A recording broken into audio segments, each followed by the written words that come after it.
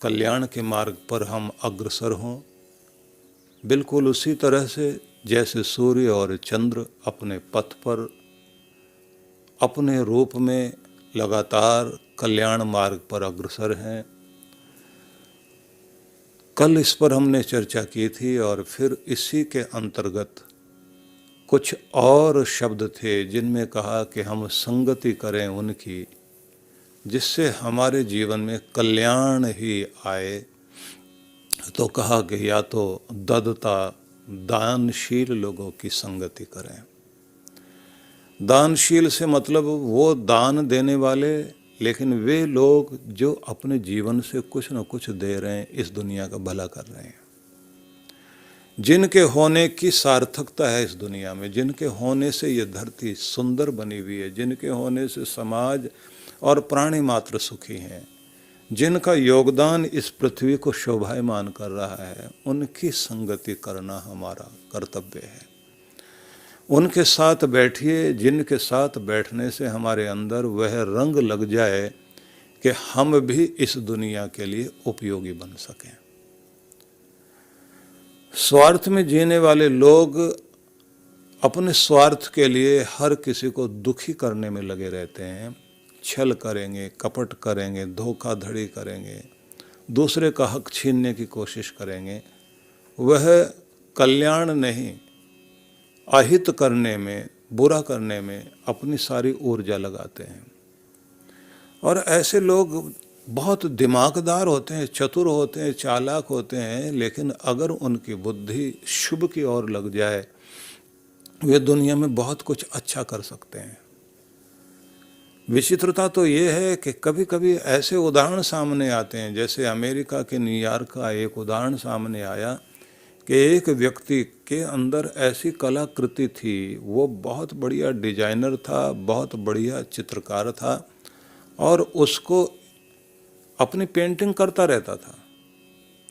एक दिन उसको लगा कि खाने को पैसे ही नहीं रहे हैं कि हम मार्केट से कुछ लाएं, तो उसने वहाँ के डॉलर को लेकर के और फिर वैसा डिजाइन करके नोट बना दिए और मार्केट में जा कर के चला दिया और बेच करके आ गया, सब्जी और आटा वाटा खरीद लिया।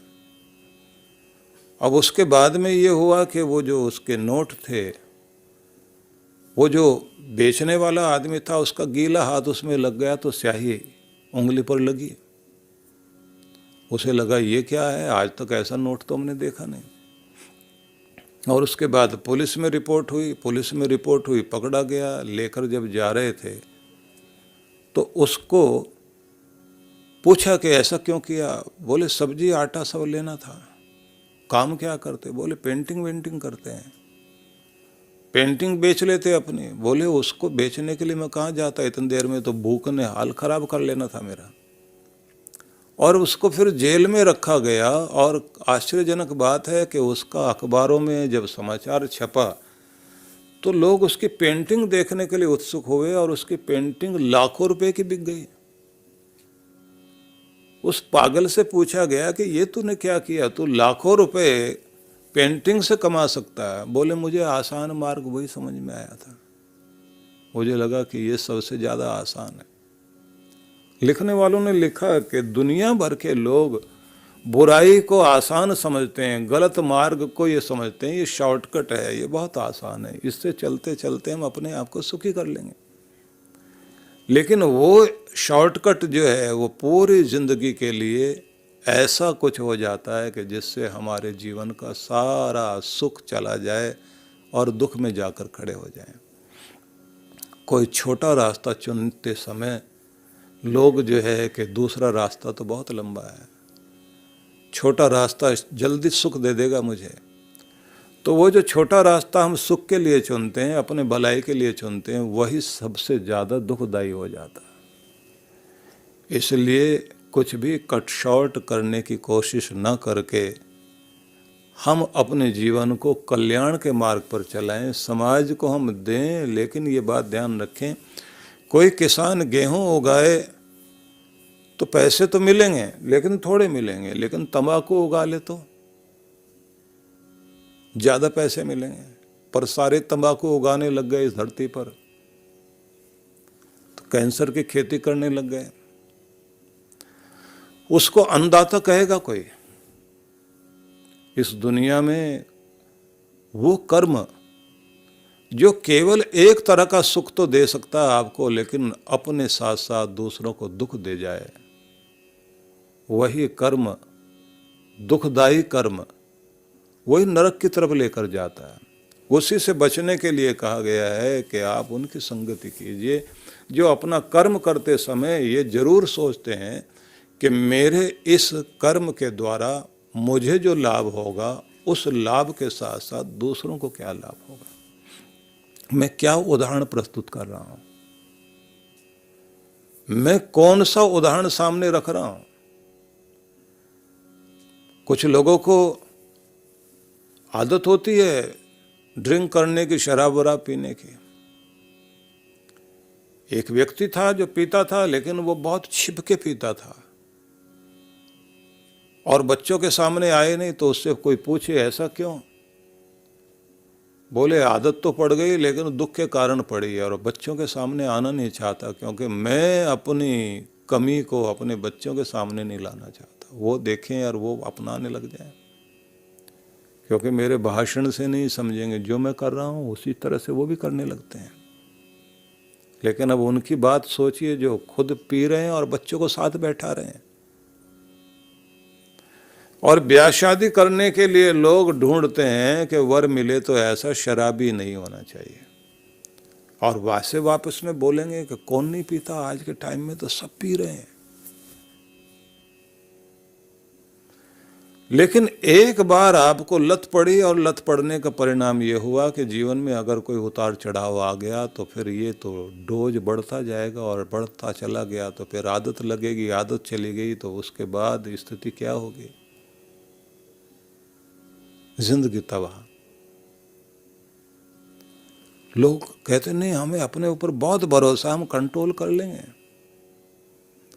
आप एक समय तक ही अपने ब्रेक का इस्तेमाल कर सकते हैं, उसके बाद ये ध्यान रख लेना कि जब आदतें पड़ जाती हैं तो आदत फिर आपको कंट्रोल करती है, फिर आपके बस में कुछ नहीं रहता। इसलिए कोई भी कर्म जो है जो हमें दुखदायी मार्ग पर ले जाए, प्रारंभ में जरूर सुख दे देगा।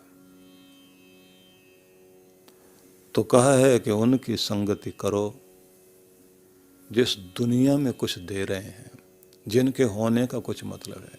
उनके बारे में सोचना जिन्होंने अपने प्राणों की बलि चढ़ा दी, प्राणों को न्यौछावर कर दिया समाज के हित के लिए। वो डॉक्टर थे, इंजीनियर थे, वे लोग थे जिन लोगों ने, साइंटिस्ट लोग जिन्होंने रिसर्च की दुनिया के भलाई के लिए। इसलिए निवेदन यही है कि कल्याण का मार्ग अपनाएं, लेकिन कल्याण के मार्ग के साथ कहा संग में मही, उनकी संगति करो। किन की? ददता, ददता दानी लोग, संग में मही, उनकी संगति करो, उनके साथ बैठो जो दुनिया के अंदर कुछ दे रहे हैं, सहयोग कर रहे हैं, जिन्होंने अपने होने का मतलब इस पृथ्वी को समझाया कि मैं आया हूं तो कुछ देकर जा रहा हूं, किसी का कर्जदार होकर नहीं जा रहा हूं, बल्कि इस दुनिया को मैंने बहुत कुछ लौटाया। जब आप कुछ देकर जा रहे होते हैं तो अपने अंदर एक प्रफुल्लता होती है कि मैंने कुछ किया है। बड़ी बात यह भी है कि उनकी संगति कीजिए कि जो किसी भी कंपनी में काम करते हुए जितना ले रहे हैं उससे कई गुना वापस करके देते हैं, उस कंपनी की रीढ़ की हड्डी बन करके जीते हैं, जिससे पता लगता है कि ये व्यक्ति है जिसके कारण जो है ये कंपनी चलती है। तो ऐसे लोगों को जो कामचोर नहीं है, ऐसे लोगों के पीछे मालिक लोग दौड़ करके चक्कर काटते घूमते हैं, उनका ध्यान रखते हैं कि हमारा सारा काम चलाने वाले तो ये हैं। और वो धीरे धीरे अपनी क्षमता बढ़ाते जाते हैं। ऐसे लोग जहां हैं वहां की शोभा है, और जहां जाएंगे वहां की शोभा बनेंगे। और फिर एक शब्द और आगे कहा गया, पुनर्ददता अग्नता जानता संग में मैं। पुनः शब्द का प्रयोग किया, फिर हमें उनकी संगति भी देना भगवान। जो अहिंसक लोग हैं, सामर्थ्य होते हुए वो क्षत्रिय लोग, जिनके पास समस्त प्रकार का सामर्थ्य है और सामर्थ्य होने के बाद भी वे इस समाज में क्षमा दान दे रहे हैं, और क्षमा दान दे रहे हैं तो हिंसक वृत्ति को हटा रहे हैं, बदले की भावना से जो काम नहीं करते, जिनका कार्य होता है समाज के अंदर उदाहरण प्रस्तुत करना। और बड़ी बात होती है कि ऐसे लोग जो वीर लोग हैं, दूसरों को क्षमा कर देते हैं, वो सच में पूजनीय हो जाते हैं। हिंसक बनना, समाज के अंदर क्रूरता पैदा करना, अन्याय को पैदा करना, वो लोग हमारे आदर्श नहीं हो सकते। आदर्श हैं जो समाज को दे रहे हैं। आदर्श हैं वे जो सामर्थ्य होने के बाद भी हिंसक वृत्ति को मिटाने वाले लोग हैं। अग्नता का अर्थ ही होता है जो अहिंसक है। ऐसे लोग जो क्षत्रिय अहिंसक वृत्ति को अपनाकर अन्याय को छोड़कर न्याय के लिए जो काम करने वाले लोग हैं, उनकी संगति करो, तो उनका संग हमें मिल जाए। जिन्होंने अन्याय को मिटाया है, जो कमजोर की ताकत बनकर खड़े हुए, उनकी संगति करने का हमें मौका मिले। क्योंकि वीरों के साथ बैठने से आपके अंदर वीरता आती है। कायरों के साथ बैठने लग जाइए तो आपके अंदर कायरता अपने आप आने लग जाएगी। और अगर आप शिकायती लोगों के बीच में बैठने लग जाएं, दूसरों के दोष निकालना, खोट निकालना, निंदा करना, चुगली करना, आलोचना करना, तो आपको ये गुण उनसे भी ज़्यादा बढ़िया आ जाएगा। आप उनसे भी ज़्यादा कमियां निकालने में माहिर हो जाओगे। मैंने कहीं पढ़ा था कि इब्राहिम लिंकन के जीवन में ये भी एक विचित्र बात थी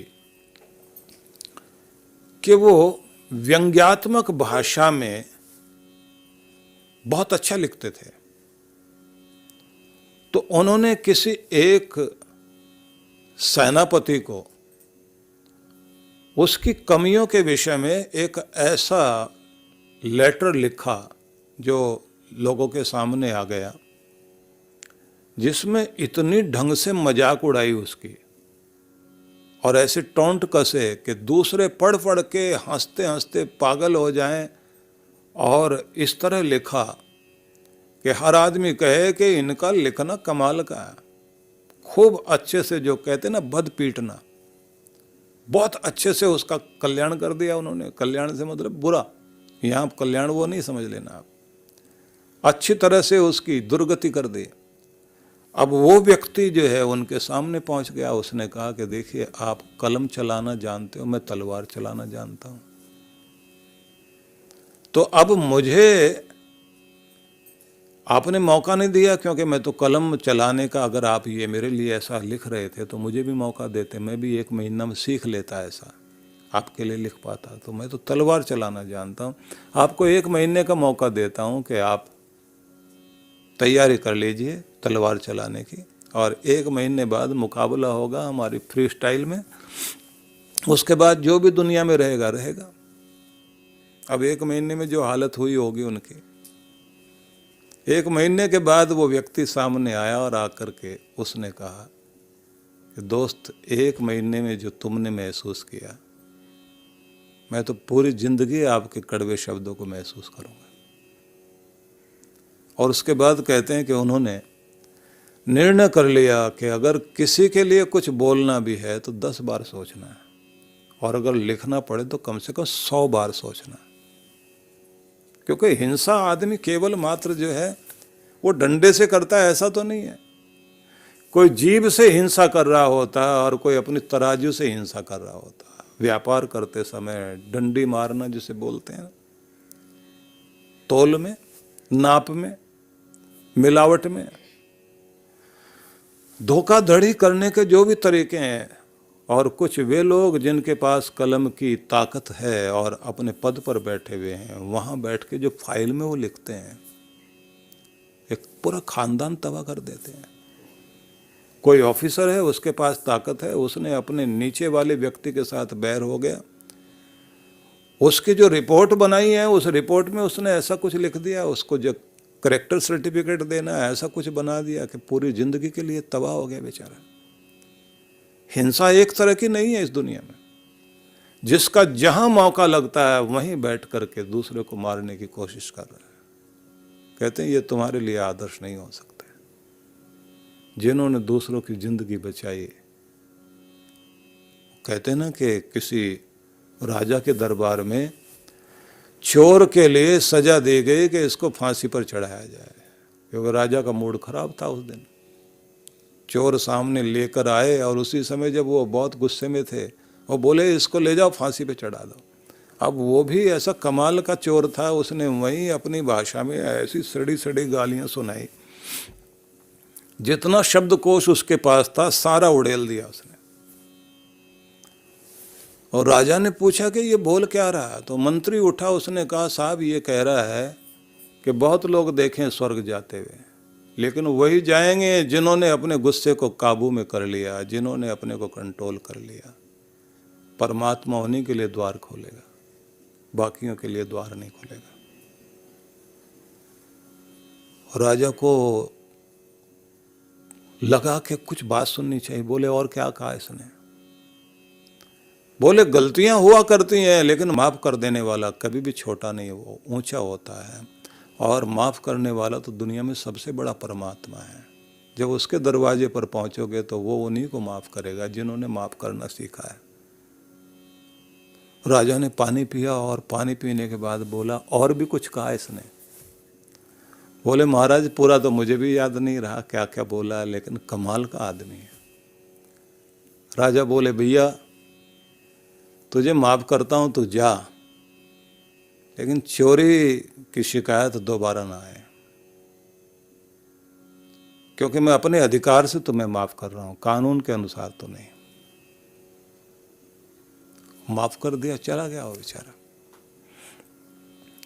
वो चला गया तो वो बाहर खड़ा हुआ, आंख में आंसू उसके। मंत्री उसके पास में गया और उससे बोला कि एक बार तो गुनाह माफ किया जा सकता, बार बार करोगे तो कोई माफ नहीं करेगा। अब मंत्री इतनी देर में लौट कर आता, इतनी देर में दूसरों को कान भरने वालों को मौके मिल गए। वो खड़े हो गए, बोले साहब इस आदमी ने जो गालियां बकी हैं आपको, ये अपनी भाषा में, इसकी भाषा तो सिर्फ मैं समझता हूँ, एक वो मंत्री जी समझते थे। ऐसी गालियां तो आपने कभी जिंदगी में नहीं सुनी होगी जो इसने बोली हैं। इसको तो डबल फांसी होनी चाहिए थी। राजा का मूड ठीक हो चुका था, उसने कहा बस जितना तू बोल चुका काफी बोल चुका। अरे साहब मैं सच बोल रहा हूँ राजा साहब। बोले तेरा सच भी जो है 1000 झूठ के बराबर है, क्योंकि किसी को फांसी पर चढ़ाने वाला है। और माना कि वो मंत्री झूठ बोल गया, लेकिन जिंदगी देकर गया किसी को। उसका झूठ भी अच्छा था और तेरा सच भी सच नहीं है। तेरा सच भी ईर्ष्या से भरा हुआ है, बदले की भावना से भरा हुआ है और दूसरे को चोट पहुंचाने वाला। एक तरह की हिंसा नहीं होती भाई, न जाने कितने तरह की हिंसा है इस दुनिया में। और लोग एक दूसरे को मारने में, अपने गुस्से में, अपने बदले की भावना में, अपने जोश में आकर, अपने पागलपन में आकर किसी न किसी की दुनिया उजाड़ने में लगे रहते हैं।